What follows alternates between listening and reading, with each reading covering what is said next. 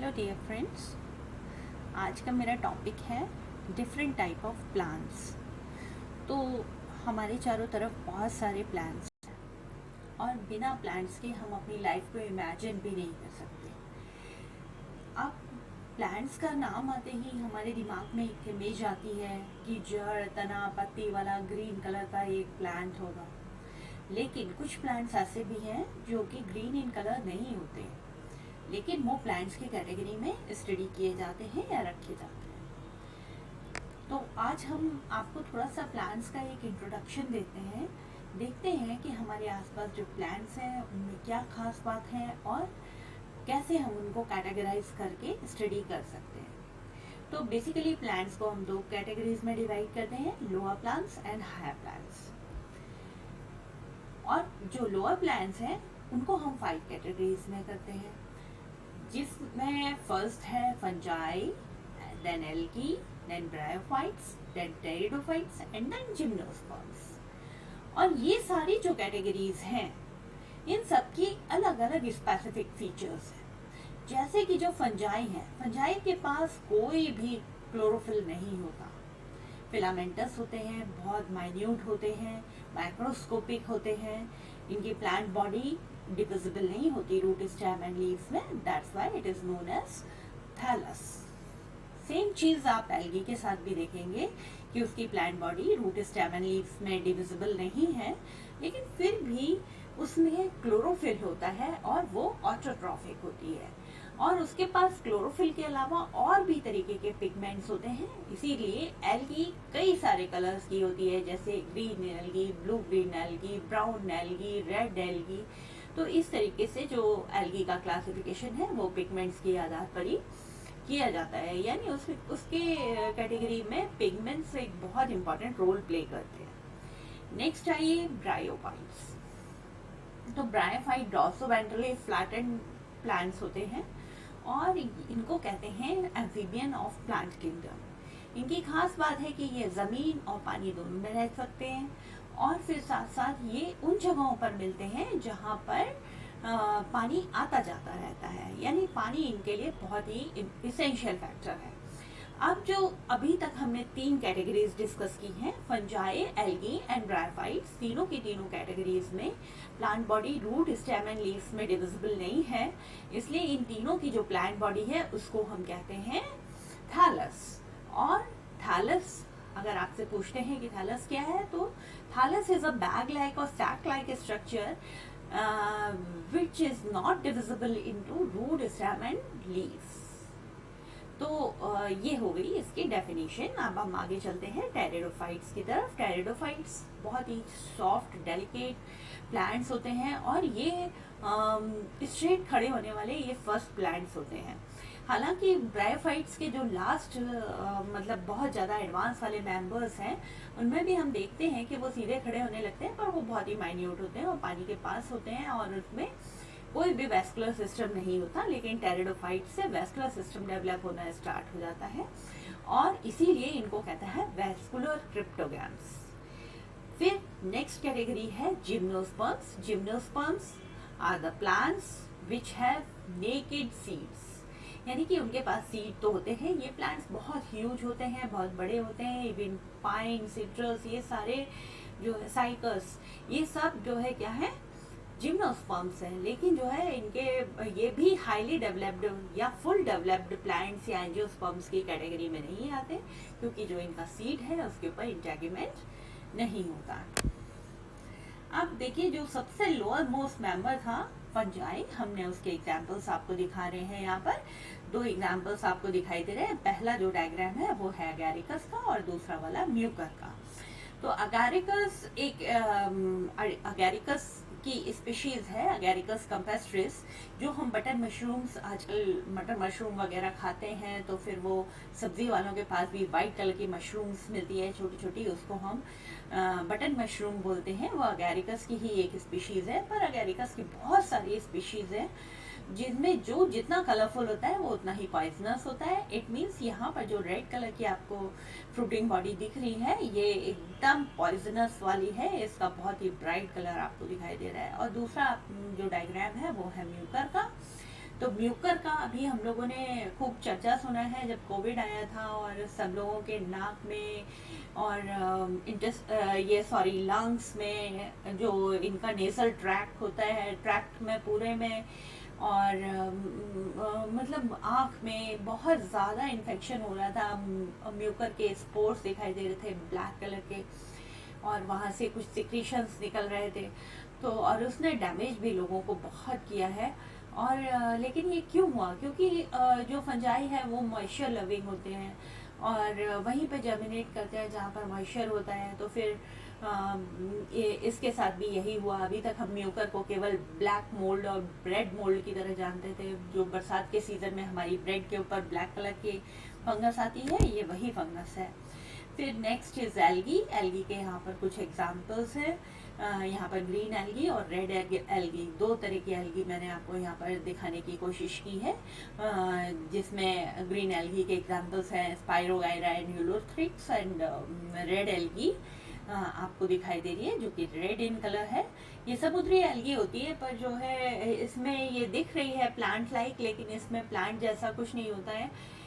Even जब हम इसके सेक्शन काट के इसके इंटरनल स्ट्रक्चर को स्टडी करते हैं तो फिर वो बिल्कुल भी रूट स्टेम एंड लीव्स की तरह नहीं होता, इसलिए इनको भी थैलॉइड की कैटेगरी में रखा गया है, इनकी प्लांट बॉडी को। Next is bryophytes. ब्रायोफाइट्स में आपको पहली स्लाइड मार्केशिया की दिखाई दे रही है, दूसरे में भी एक ब्रायोफिटिक स्पीशीज है जिसके ऊपर आपको जेमाकप्स दिखाई दे रहे हैं, तीसरी भी फ्यूनेरिया, ये भी एक ब्रायोफाइट्स है। ब्रायोफाइट्स में मैंने आपको बताया था इनकी plant body dorso ventrally flattened होती है और सतह से चिपक के ग्रो करती है, और ऐसी जगहों पर ग्रो करती है जैसे बरसात के मौसम में दीवारों से पानी बह रहा होता है, या ईंटें जहाँ पर बिछी होती हैं, ईंटों के बीच में जहाँ मिट्टी जम जाती है उन जगहों पर ये ग्रो करते हैं, या पानी के आसपास जहाँ पर मॉइस्चर बहुत ज़्यादा होता है वहाँ पर ये ग्रो करते हैं। Next is pteridophytes. तो टेरिडोफाइट्स जैसा मैंने अभी आपको बताया कि ये शॉर्ट हाइटेड प्लांट्स होते हैं।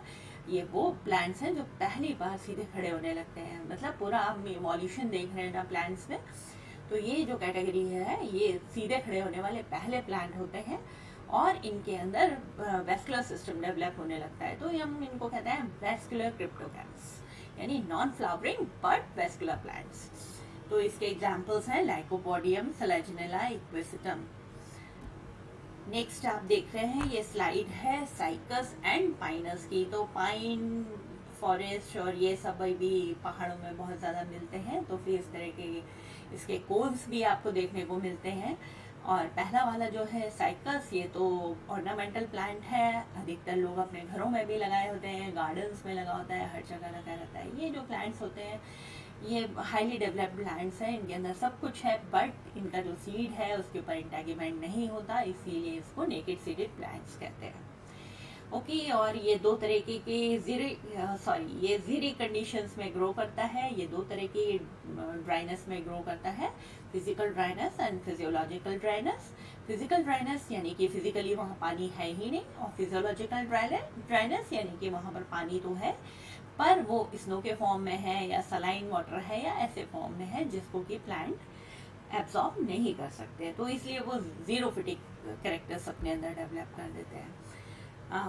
Next category is angiosperms. हमारे आसपास जितने भी आमतौर पे प्लांट्स दिखाई देते हैं वो एंजियोस्पर्मिक प्लांट्स हैं, और उनको क्लासिफाई किया जाता है, बल्कि स्टडी की सुविधा के लिए। तो फिर इनको हम अलग अलग कैटेगरीज में डिवाइड करते हैं, mesophytes, hydrophytes, xerophytes, halophytes, epiphytes and insectivorous plants. ये कुछ कैटेगरीज हैं जिनको आज हम यहाँ देखने वाले हैं।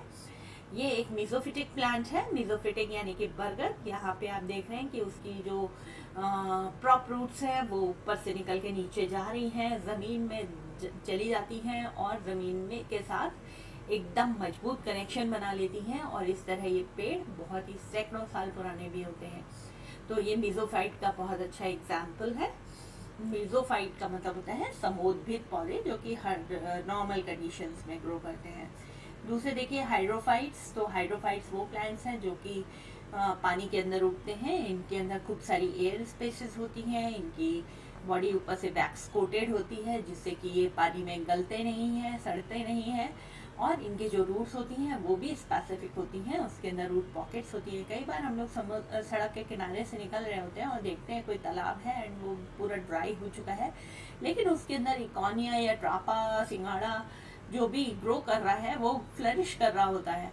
तो फिर ऐसा क्यों है? क्योंकि इसके रूट्स के अंदर जो रूट्स पॉकेट्स हैं वो अपने अंदर वाटर रिटेंशन करके रखती हैं और एडवर्स कंडीशन में प्लांट को सरवाइव करने में मदद करती हैं। अब आइए जीरोफिटिक प्लांट्स क्या है? जीरोफाइट्स माने ऐसे प्लांट्स जो कि पानी की कमी में उगते हैं। तो इनका जो सबसे बड़ा अडेप्टेशन होता है वो होता है उनके स्टोमेटा को लेके, क्योंकि स्टोमेटा से ही पानी इवेपोरेट होता है, यानी कि ट्रांसपायर होता है, उसमें से निकलता है तो भाप बन के, तो फिर उसको प्रोसेस को ट्रांसपिरेशन कहते हैं। तो ट्रांसपिरेशन की रेट को कम करने के लिए इसकी लीफ का सरफेस रिड्यूस हो जाता है और इवन वो स्पाइन के फॉर्म में हो जाती है। तो इसमें मैंने 3 आपको अडेप्टेशंस दिखाए हैं, मॉडिफिकेशंस दिखाए हैं। फिलोक्लाड ऑफ अपाचिया, दूसरा है फिलोड ऑफ अकेशिया जिसमें कि उसका पेटियोल फ्लैट हो जाता है और लीव्स छोटी छोटी रहती है आगे, और तीसरा है क्लाडोड। क्लाडोड में लीफ का सरफेस एरिया बहुत ज़्यादा रिड्यूस हो जाता है। तो इसके अलावा एक और ये मेंबर देखिए, ये मतलब सड़क के किनारे आपको कहीं भी मदार या क्लैलोट्रोपिस लगा हुआ दिखाई दे जाएगा। कभी भी कोई इसको पानी नहीं देता, लेकिन ये प्लांट हरा रहता है क्योंकि ये भी थोड़ी बहुत जीरोफिटिक अडेप्टेशंस अपने अंदर शो करता है। इसकी जो लीव्स हैं वो आम लीव्स से थोड़ी सी मोटी होती हैं, थिक होती हैं और वाटर रिटेंशन करती हैं। इनके पास मिल्की सैप होता है। तो इस तरह के प्लांट्स को हम कहते हैं ट्राइकोफिलस प्लांट्स। अब देखिए ये है हैलोफाइट्स। हैलोफाइट्स समुद्र के किनारे दलदली जगहों पर मिलते हैं, जिसका एग्जाम्पल है सुंदरी वन और मैंग्रोव्स। तो आप यहाँ देख रहे हैं कि इसकी जड़ें नीचे जाकर रेस्पायर नहीं कर सकती, इसलिए वो वापस ऊपर निकल आती हैं और ऊपर निकल के ये रेस्पिरेटरी रूट्स बन जाती हैं और इनको हम कहते हैं न्यूमेटोफोर्स। तो यहाँ पर आपको बहुत सारे न्यूमेटोफोर्स दिखाई दे रहे हैं। ये डेल्टा रीजन की एक पिक है। अब आप देखिए कि यहाँ पर एक और फिनोमिना होता है कि इसके जो सीड है, आमतौर पे हम देखते हैं कि सीड्स को हम बोते हैं, पानी डालते हैं, देन सनलाइट के प्रेजेंस में वो धीरे धीरे जर्मिनेट होता है, फिर उसमें से प्लांट निकलता है। तो फिर यहाँ पर लेकिन एक खास फिनोमिना चलता है विविपेरस जर्मिनेशन, यानी कि जो सीड्स हैं वो पेरेंट प्लांट के ऊपर लगे लगे ही जर्मिनेट हो जाते हैं, क्योंकि इनके पास ऐसी सिचुएशन है कि अगर ये दलदली भूमि में गिर जाएंगे या दलदल में गिर जाएंगे तो वाटर रिटेंशन की वजह से वो जमीन में पोरोसिटी नहीं होती और ये रेस्पायर नहीं कर पाएंगे सीड्स और वहीं पर खत्म हो जाएंगे। इसलिए नेचर ने ऐसी व्यवस्था की है कि ये पेरेंट प्लांट के ऊपर लगे लगे ही जर्मिनेट करते हैं और वहीं पे फिर उसके बाद थोड़े बड़े रिंग के बाद डिटैच होके गिरते हैं और अच्छी तरह फ्लरिश हो जाते हैं। ये भी दूसरा विविपेरस जर्मिनेशन का एक और पिक है। ये है ऑर्किड्स और दूसरा पिक है वनीला का। तो ये एपिफिटिक प्लांट्स है। एपिफाइट्स का मतलब है ऐसे प्लांट्स जो दूसरे प्लांट के ऊपर ग्रो करते हैं। इनकी रूट्स में एक स्पेशल टाइप के टिश्यूज होते हैं जिनको कि हम कहते हैं वेलामेंट टिश्यूज। और वेलामेंट टिश्यूज की खास बात होती है वो एटमॉस्फेरिक मॉइस्चर को एब्जॉर्ब करते हैं और किसी भी सरफेस के ऊपर चिपक जाते हैं, यानी दूसरे प्लांट्स के ऊपर चिपक जाते हैं। ये उनसे लेते नहीं है कुछ भी और सिर्फ वहां पर चिपक के ग्रो कर रहे होते हैं। ये पूरी तरह से ऑटोट्रॉफिक होते हैं और इसीलिए ये पैरासाइट से थोड़ा डिफरेंट है, क्योंकि पैरासाइट तो वहां से न्यूट्रिशन भी लेगा अगर वो दूसरे प्लांट के ऊपर ग्रो करता है तो, लेकिन एपिफाइट्स पूरी तरीके से ऑटोट्रॉफिक होते हैं। अब देखिए थोड़े से इंसेक्टिवरस प्लांट्स। इंसेक्टिवरस प्लांट्स वो प्लांट्स है जहाँ पर नाइट्रोजन की कमी होती है, ये वहाँ पर उगते हैं और इंसेक्ट्स के ऊपर फीड करते हैं। आप हम सबकी बॉडी में क्या है, नाइट्रोजन भरपूर है, प्रोटीन्स में भी नाइट्रोजन होता है और जो इंसेक्ट की बॉडी है वो प्रोटीन से बनी होती है, साथ साथ डीएनए आरएनए जिसके भी पास होगा उसके पास ढेर सारा नाइट्रोजन होता है। तो ये उन जगहों पर उगते हैं जहाँ पर नाइट्रोजन की कमी है। तो ये जो है दूसरे इंसेक्ट्स के ऊपर फीड करते हैं और उनसे नाइट्रोजन की कमी पूरी करते हैं। तो ये देखिए वीनस फ्लाई ट्रैप है और दूसरा है ड्रोसेरा। तो ये भी इंसेक्ट्स को कैप्चर करता है। इसके पास टेंटिकल्स है और जैसे ही इंसेक्ट आके इसके टच होता है और ये उसको कैप्चर कर लेते हैं और अपने अंदर के जूसेस से उसको उसकी जो कॉम्प्लेक्स प्रोटीन्स हैं या उसके अंदर जो नाइट्रोजिनस बेसिस हैं उनको तोड़ के ये उनसे नाइट्रोजन एब्सॉर्ब कर लेता है। Thank you for patience listening. Thank you.